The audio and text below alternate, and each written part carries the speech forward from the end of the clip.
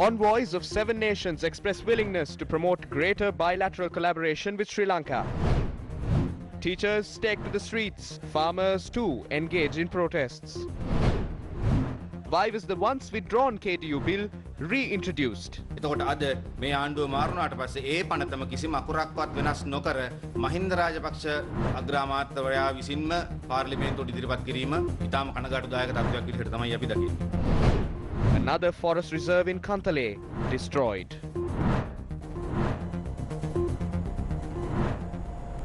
On to your top story for this afternoon. Minister of Finance Basil Rajapaksa met with 7 ambassadors and high commissioners to discuss matters concerning bilateral relations. American Ambassador Lena Teplitz has assured she would assess the possibility of sourcing investors for LNG power projects while praising the country's process towards a green economy. German Ambassador Holger Schubert has assured to assist in directing investors for small and medium-scale industries. Yuri Bimateri, the Russian ambassador, had discussed the possibility of co-producing vaccines. Chinese Ambassador Qi Zhenhong had expressed his intention to direct prime investors towards the Hambantota industrial zone and ensured its commitment towards providing continuous consignments of vaccines to Sri Lanka. Both Dennis Chaibi, the EU ambassador for Sri Lanka, and Sarah Hulton, the British High Commissioner to Sri Lanka, had lauded Sri Lanka's moves to transition into a green economy. The British High Commissioner had further extended her praise for moves made by the government to hand over the construction of the Central Expressway project to local builders. Indian High Commissioner to Sri Lanka Gopal Bagle had commended Sri Lanka for maintaining economic growth at 4.7% in the first quarter of the year despite the COVID-19 pandemic and said he hoped it would grow to 5.5% in the future. The Indian High Commissioner had also extended his willingness towards further cohesion in terms of bilateral trade. Plans are afoot to launch a joint venture with a US-based firm named New Fortress to construct a 350-megawatt LNG power plant in Kerawalapitia. However, this project drew serious flack for transgressing accepted tender procedures. According to New Fortress, it had signed a memorandum of understanding with Lakdanavi Limited attached to Lanka Transformers Limited, which is a subsidiary of the Ceylon Electricity Board. In 2016, the erstwhile government had called for international tenders for the construction of an LNG power plant in Kerawalapitia with a capacity of producing 350 megawatts of power. However, the tender process suffered a litany of setbacks. While multiple proposals were presented concerning the project before the procurement committee appointed by the cabinet, the appeals committee as well as the cabinet of ministers, the tender was eventually awarded to Lakdanavi Limited. Thereafter, Lakdanavi Limited has entered into a joint venture with a US-based firm named New Fortress over this highly contended project. According to New Fortress, Lakdanavi Limited had entered into a power purchasing agreement with the Sri Lankan government for a period of 20 years. New Fortress is the same firm currently involved in discussions to purchase a 40% share of the Yugadanavi power plant within the Kerawalapitia power complex, producing 300 megawatts of power. Further, US-based New Fortress has also reached an agreement with the Sri Lankan government for the supply of LNG required for the power plant which is to be constructed. Based on the agreement, an offshore liquefied natural gas or LNG receiving, storage and regasification terminal located off the coast of Colombo is to be set up with a pipeline extending from the terminal to Kerawalapitia. On to a headline story for this afternoon. Seven trade unions, including the Ceylon Teachers Union, the Principal Service Union and the Independent Academic Workers Union, staged a protest opposite the Maristella College in Negombo today, demanding respect for their democratic right to stage demonstrations.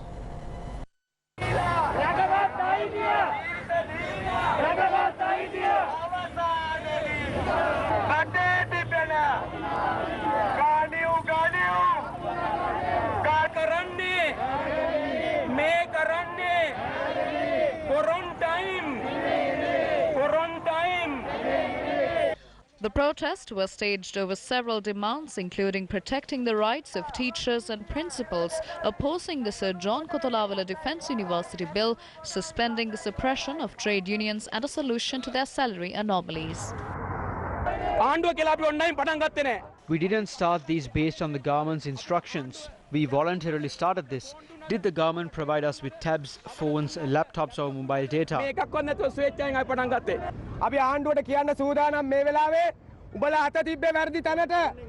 When you interfere with the free education system, do not expect the teachers and the principals to stay quiet. We will continue to fight for the right for free education in this country. The Youth of the Future movement questioned as to why the current administration is interested in the Kotalawala Defence University bill, which was withdrawn by the Government of Good Governance. On the 18th of April 2018, the representatives of the Parents Association of Medical Students informed at the Carlton residence regarding this act. At that time, Mahinda Rajapaksa opposed this. Even Namal Rajapaksa was present then. Thereafter, with the protests against this bill, the Good Governance government decided to withdraw it, and it was presented during the last regime, which means the 6.9 million people voted against this bill. Even against such a backdrop, Mahinda Rajapaksa presented this bill in Parliament without making any amendments. It is very disappointing. Maybe everyone who opposed this bill are not against the government, but now, no matter what stance the government takes, we are opposing this bill as those who stand on behalf of the 6.9 million people who voted opposing this bill. The Kotalawala Defence University bill could be thus the government's next East Container Terminal.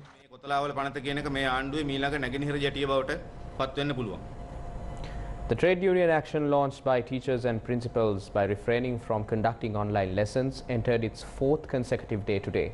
The trade union action was launched on Tuesday, the 12th of July, based on several demands, including demonstrations against a group of protesters forced into quarantine after being granted bail by the court. The police arrested the group during a protest launched by the Sisujana movement on the 8th of July, citing staging protests violated the ongoing quarantine regulations. The group was later produced in court and were directed to quarantine after being granted bail. However, teachers' unions allege this was done without subjecting the arrested protesters to any PCR tests. As a result, online education has been suspended. The students who relied on online education as their only means of furthering education lost valuable lesson time today.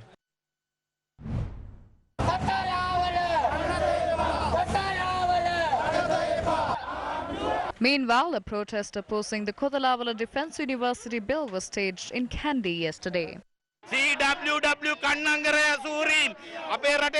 Through the system of free education that was given to us by CWW Kannangara in 43, a larger number of children from small families went to university.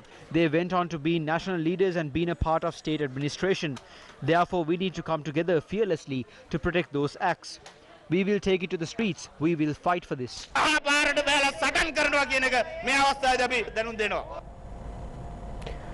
As Newsfirst has brought to your attention in the past, students have been climbing mountains, going on top of trees and walking along lake shores to receive access to online education.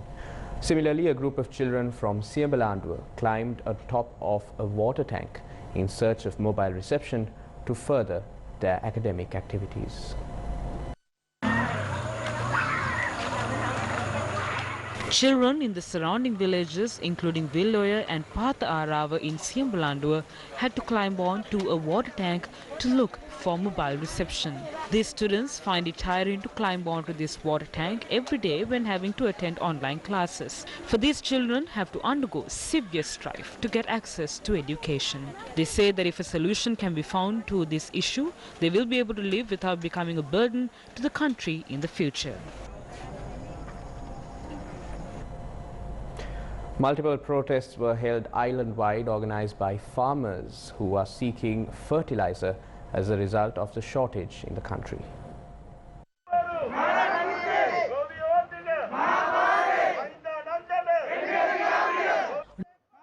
Farmers of Meepilimana Norelia bear the brunt of potato production in the country. The livelihood of around 2,000 families residing in Meepilimana Norelia depends on vegetable cultivation. However, these farmers have been severely inconvenienced due to the prevailing fertilizer shortage in the country. Farmers took to the streets today demanding the authorities to provide fertilizer for their crops.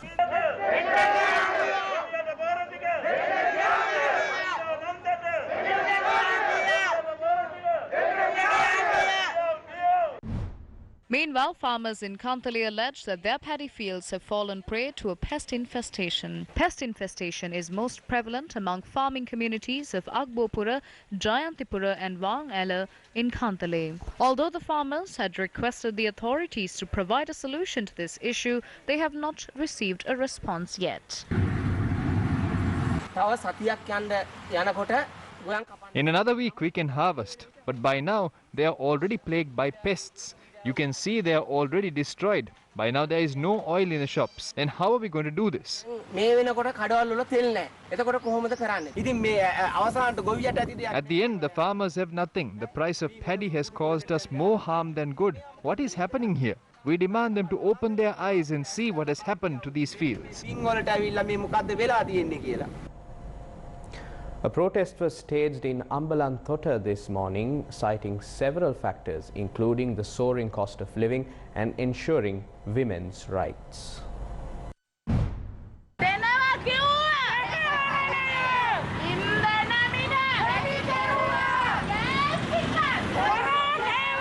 The demonstration was organized by the representatives of the Movement for Women's Rights.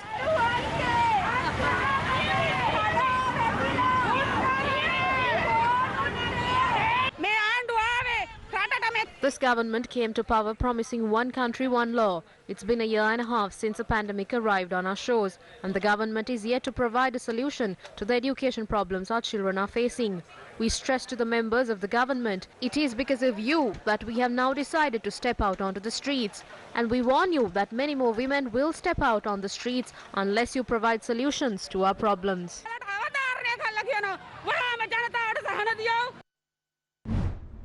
Meanwhile, an offering to the gods was held at the Pitiya Bandara Devalaya in Undugoda, Pathadumbara today over the fertilizer crisis, suppression of media and the rising cost of living. Pathadumbara electoral organizer of the Samagi Jana Balavegiya, Thilina Bandara Tennakon, organized this. It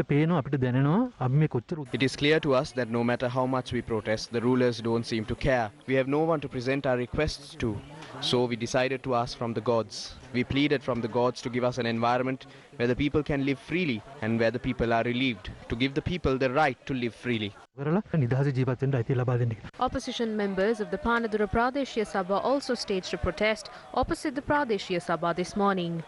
Following the protest, firecrackers were lit at the Pradeshya Sabha premises while a media briefing was underway.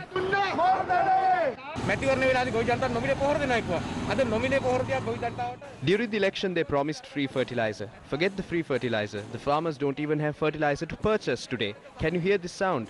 This is suppression. This is what the government and their henchmen do.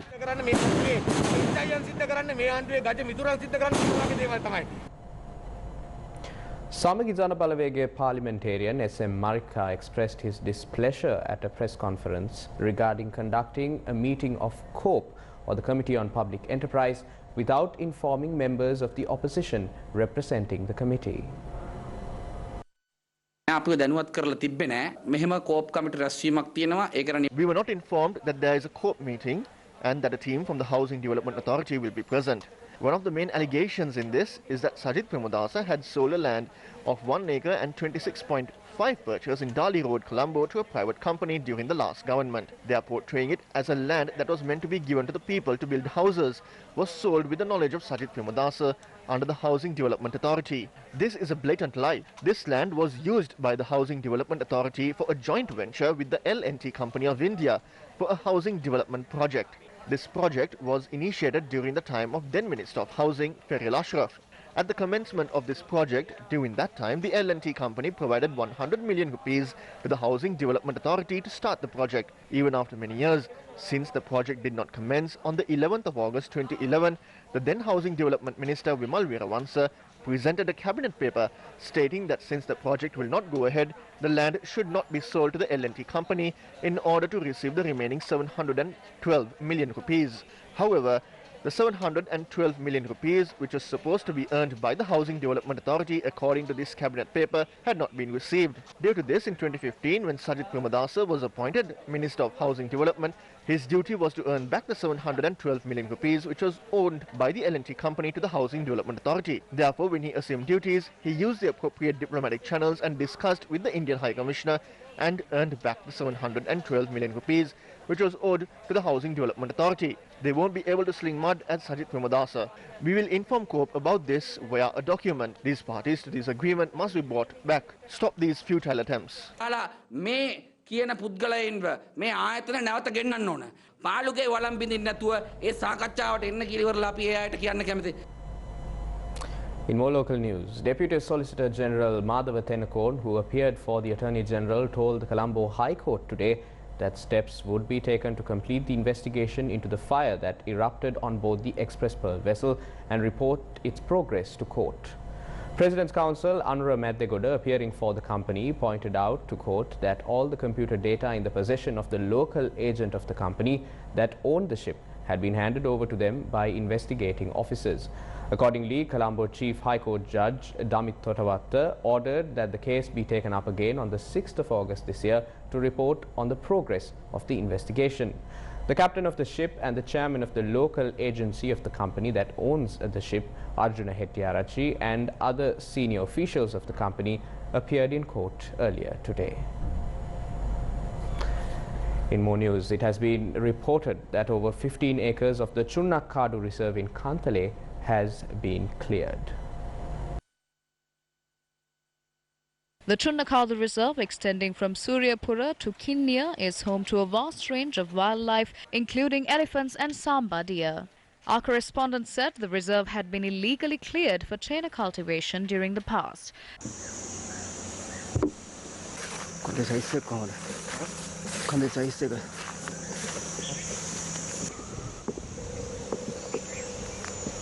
Newsfirst witnessed how the reserve had been destroyed despite mileposts of the Department of Forest Conservation. The villagers also informed the Kantale Forest Department officials on the matter. Of lunchtime news on TV1 for the Newsfirst team, the voice of the people, I'm Jaimal Ratnayaka. Have yourself a good afternoon.